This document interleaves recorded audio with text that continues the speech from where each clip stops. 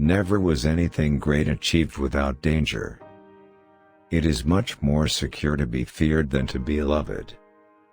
The promise given was a necessity of the past, the word broken is a necessity of the present. We cannot attribute to fortune or virtue that which is achieved without either. One change always leaves the way open for the establishment of others. The wish to acquire more is admittedly a very natural and common thing, and when men succeed in this they are always praised rather than condemned.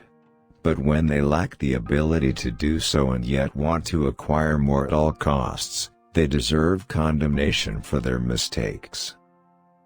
The lion cannot protect himself from traps, and the fox cannot defend himself from wolves. One must therefore be a fox to recognize traps, and a lion to frighten wolves.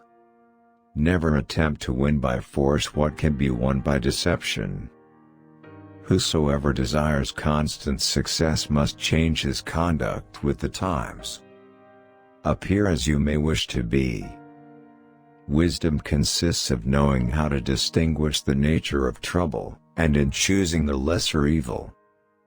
In conclusion, the arms of others either fall from your back, or they weigh you down, or they bind you fast. Everyone who wants to know what will happen ought to examine what has happened. Everything in this world in any epoch has their replicas in antiquity. It is better to act and repent than not to act and regret. Nature creates few men brave, industry and training makes many. For, in truth, there is no sure way of holding other than by destroying. God creates men, but they choose each other. Occasionally words must serve to veil the facts. But let this happen in such a way that no one become aware of it, or, if it should be noticed, excuses must be at hand to be produced immediately. The first method for estimating the intelligence of a ruler is to look at the men he has around him. When you disarm the people, you commence to offend them and show that you distrust them either through cowardice or lack of confidence, and both of these opinions generate hatred. It is not titles that honor men, but men that honor titles. No enterprise is more likely to succeed than one concealed from the enemy until it is ripe for execution. Men rise from one ambition to another. First, they seek to secure themselves against attack, and then they attack others. I'm not interested in preserving the status quo, I want to overthrow it. Princes and governments are far more dangerous than other elements within society. God is not willing to do everything, and thus take away our free will and that share of glory which belongs to us. War should be the only study of a prince. He should consider peace only as a breathing time, which gives him leisure to contrive, and furnishes his ability to execute, military plans. War is just when it is necessary. Arms are permissible when there is no hope except in arms. There is no avoiding war, it can only be postponed to the advantage of your enemy. You ought never to suffer your designs to be crossed in order to avoid war, since war is not so to be avoided, but is only deferred to your disadvantage. A government which does not trust its citizens to be armed is not itself to be trusted. Power is the pivot on which everything hinges. He who has the power is always right, the weaker is always wrong. A sign of intelligence is an awareness of one's own ignorance. Always assume incompetence before looking for conspiracy. Ability and perseverance are the weapons of weakness. Make mistakes of ambition and not mistakes of sloth. Develop the strength to do bold things, not to suffer. There is nothing more important than appearing to be religious. If an injury has to be done to a man, it should be so severe that his vengeance need not be feared. There is nothing as likely to succeed as what the enemy believes you cannot attempt.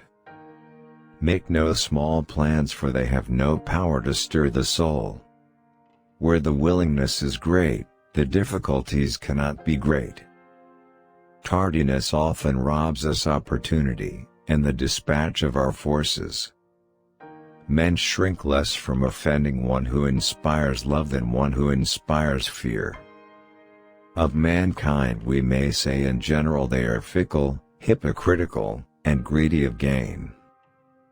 One who deceives will always find those who allow themselves to be deceived. Men intrinsically do not trust new things that they have not experienced themselves. Everyone sees what you appear to be, few experience what you really are. Politics have no relation to morals. It is double pleasure to deceive the deceiver. Benefits should be conferred gradually, and in that way they will taste better. Men should be either treated generously or destroyed, because they take revenge for slight injuries, for heavy ones they cannot. Since it is difficult to join them together, it is safer to be feared than to be loved when one of the two must be lacking.